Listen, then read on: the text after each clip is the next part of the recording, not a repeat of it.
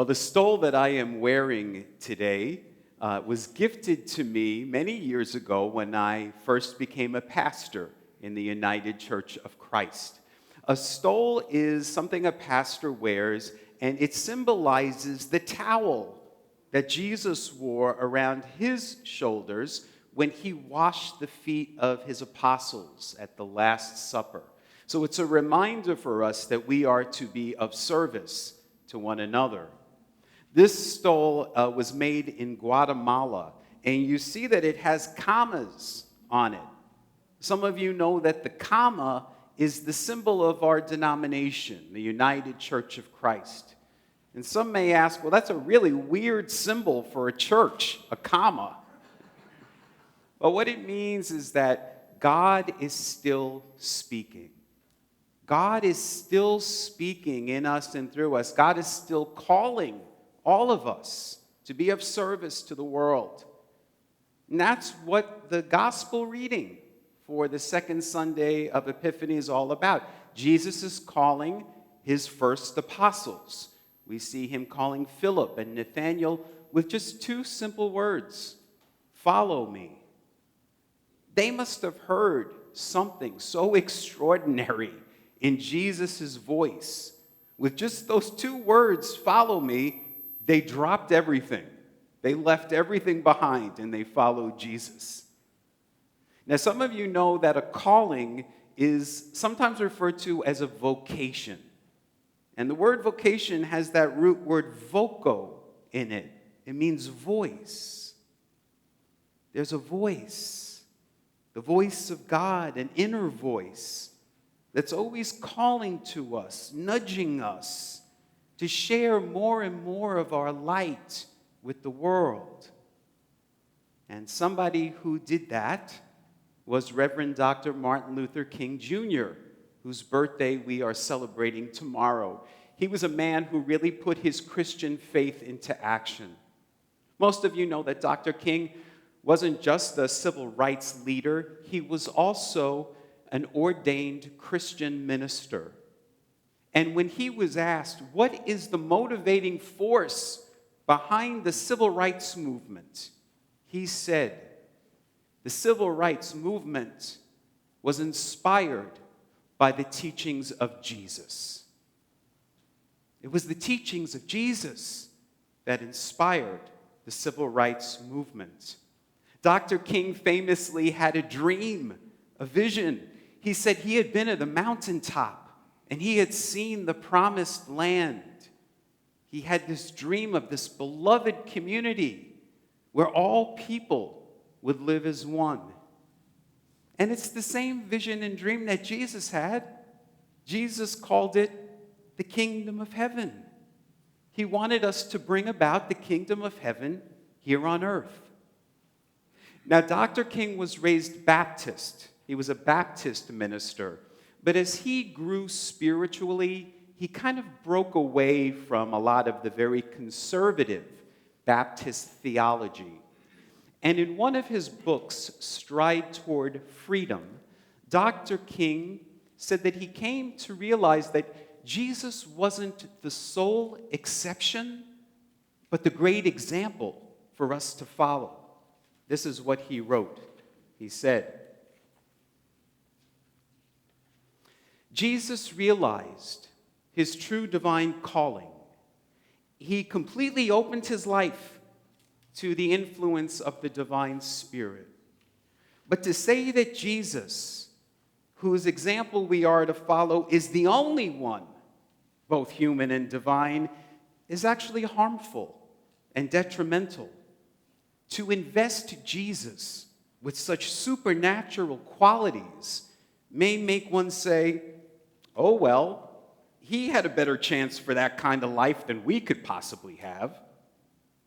In other words, we could easily use this as an excuse to avoid doing as he did. Unity with God was not something thrust upon Jesus from above, but it was a definite achievement of his through the process of moral struggle and self-denial. Therefore, the orthodox view of the divinity of Jesus is, in my mind, quite readily denied.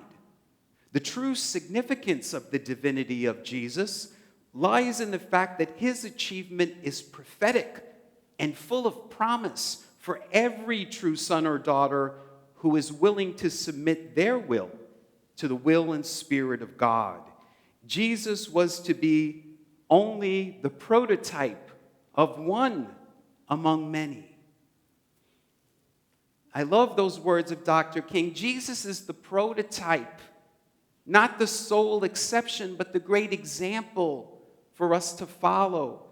Dr. King is saying divinity wasn't thrust upon Jesus from above, but it's something he achieved through his way of living and his way of loving. And Jesus said we could do the same if we would follow in his steps.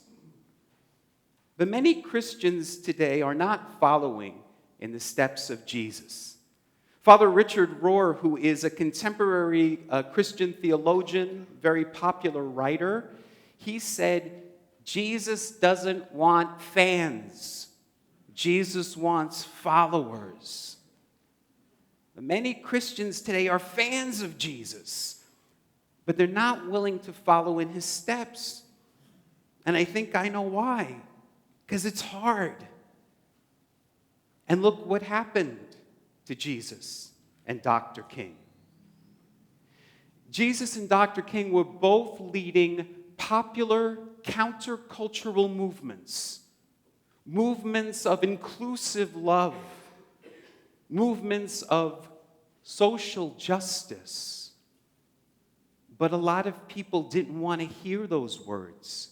They were threatened by those movements. And the people who were most threatened were people of privilege, people of power. And so what they needed to do with both Jesus and Dr. King is arrest them, jail them, silence them, and ultimately kill them. So to follow in the steps of Jesus in this way of life is dangerous. But we are called to do so. Now, for Jesus, this kingdom of heaven that he spoke about, it wasn't some place up in the sky that we go to after we die. He said the kingdom of heaven is here and now. That's what he was trying to do, was to bring about this new reign, this new world order, where all people would be one. And Dr. King, when he spoke about building that beloved community, it wasn't some lofty utopian dream. He actually believed that it was possible in our lifetimes.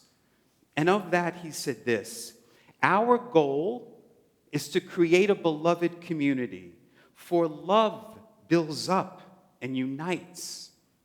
Hate tears down and destroys. The aftermath of fight fire with fire, that method is bitterness and chaos. But the aftermath of the love method is the creation of the beloved community. Hate cannot drive out hate. Only love can do that. It is this love that will bring about miracles. I really believe that, my friends, that love will bring about miracles, because I've seen miracles in my own lifetime. I don't consider myself that old, but just in my lifetime alone, I have experienced so much change. Now, I know some of the younger people here think that Dr. King lived in the olden days. Because at school, you see grainy black and white footage of his speeches. But Dr. King was our contemporary. If Dr. King was alive today, he'd be 94 years old. We have people in this church who are that age. Some of you are older than that. Which means there are people sitting in this church today who were alive when black people in our country had to drink from separate water fountains and sit at the back of the bus. There are people in this church today who were alive when a woman couldn't open a credit card in her own name without her father or her husband's permission. And how many of us, when marriage equality became the law of the land, said, I never thought I would see this in my lifetime? My friends, in the history of the human race, in just the little blip of time in which we've been living, there has been so much change. More and more people are afforded rights. More and more people are invited to the table. And how did all of that happen? Did Americans just wake up one day and said, oh, we were wrong about those things, let's change them? No, it took struggle. Many, many years of struggle. People died for those rights. If we, my friends, are truly to call ourselves Christians, followers of the way of Jesus, then we have to continue to be about that work of building the beloved community, of bringing about that kingdom of heaven here on earth, that place where all people live as one. To be a Christian means to be children of the light, which means that in a world of darkness, we're to be the light of the world, which is what Jesus said we were. In this season of Epiphany that we're in, we're keeping our eyes focused on that light. And we're allowing that light of God, that perfect light, to guide us. Now, the kingdom of heaven, the beloved community, is something that is possible. It is achievable. And in this season of Epiphany, we recommit ourselves to being people of love and of light. We are the ones that we've been waiting for. May it be so. Amen.